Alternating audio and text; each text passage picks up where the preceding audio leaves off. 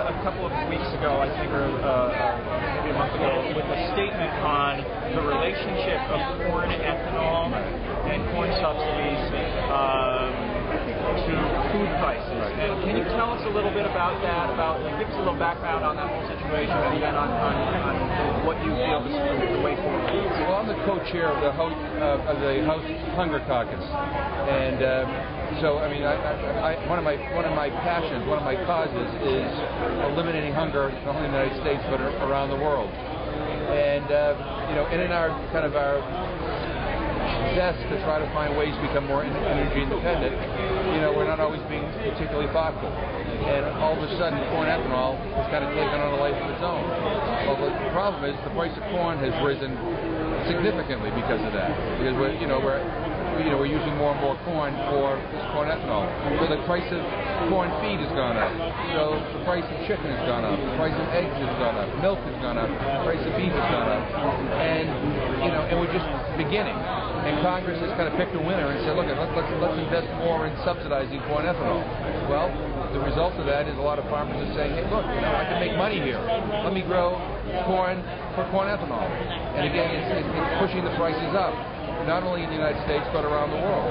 And my view is that food should be put in your belly, not in your gas tank, and that we should be, trying to solve our energy crisis in a way that we don't create another problem.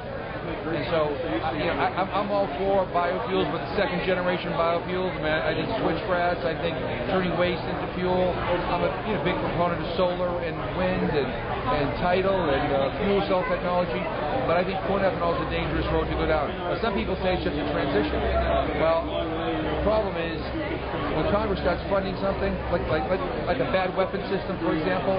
Once you fund a bad weapon system, the next year you don't eliminate it, it gets funded more, and then 10 years down the road it's funded at this astronomical level, and there's a constituency that's grown to support this bad weapon system, and you have lobbyists that are pushing to protect this bad weapon system. The same with corn ethanol. We need to have a break in that policy now and go down an alternative route, one that doesn't cause another problem like increasing food prices. Okay. Two follow-ups to that. First of all, I guess the advantage, if it can be said to be an advantage of corn ethanol, is that we know how to make it right now. But it takes even more energy to make corn ethanol That's right. Casting aside the idea that it's a boondoggle that doesn't do what it's supposed to do. But cellulosic ethanol and sort of the biofuel alternatives to corn ethanol are not really here right now. So is there a right now strategy? Yeah. Well, first of all, let's increase the funding for research and development and production of the next generation of biofuels. I mean, we can accelerate this process if we fund it. I mean, that's number one. Number two, they're right now. I mean, Holy Name High School in Worcester. I've been working with them. They're going to put up a wind turbine and save hundreds of thousands of dollars in energy costs each year. I mean, we need to aggressively start pursuing, wind, tidal. I've got Evergreen Solar in my district, the biggest solar energy company, on the East Coast. They're doing great business in Europe and in Asia. They produced a solar power plant in Japan. Why the hell are we taking advantage of what's right in our own backyard? So yeah, there are things we can do right now. That we know how to do right now, but we're not doing it. And I'm just simply saying, corn ethanol is not the only immediate action item that we can take, and we're creating another problem. Look at, when I go into a grocery store, my constituents come up and complain about rising prices. I lived on a food stamp diet last year for a week. The average food stamp benefit is $3 a day. The minimum benefit is $10 a week. There are people in Massachusetts who are hungry. There are kids who are going to school without eating and they're not learning. There are elderly people that can't afford their prescriptions and their food, that are going to emergency rooms because they're taking their pills on an empty stomach. There are working families who are showing up at food banks, and we have a crisis. I mean, we have a hunger problem, a food insecurity problem in this country, and corn ethanol is exacerbating that problem. It's not the only reason why food prices are going up. I mean, the China's desire for more oil and India's desire for more oil and natural disasters have all contributed to increasing food prices. But we can control corn ethanol. That's something we can control. I can't control Mother Nature's natural catastrophes, and I can't control China's zest and desire for more energy. But we can't control corn ethanol. We're creating another problem, a serious problem. Look at. I want to be energy independent, but I don't want people to go hungry. So, now, as you mentioned earlier, this is a political problem, and it's a problem of entrenched special interests, and it gets worse and worse the farther we go down this road, right? Now, I have to say that what I've noticed at the statements of Democratic leadership on this, and I mean Nancy Pelosi, Jeff Bingaman, and others, has been as if it weren't really a problem, as if we don't really feel that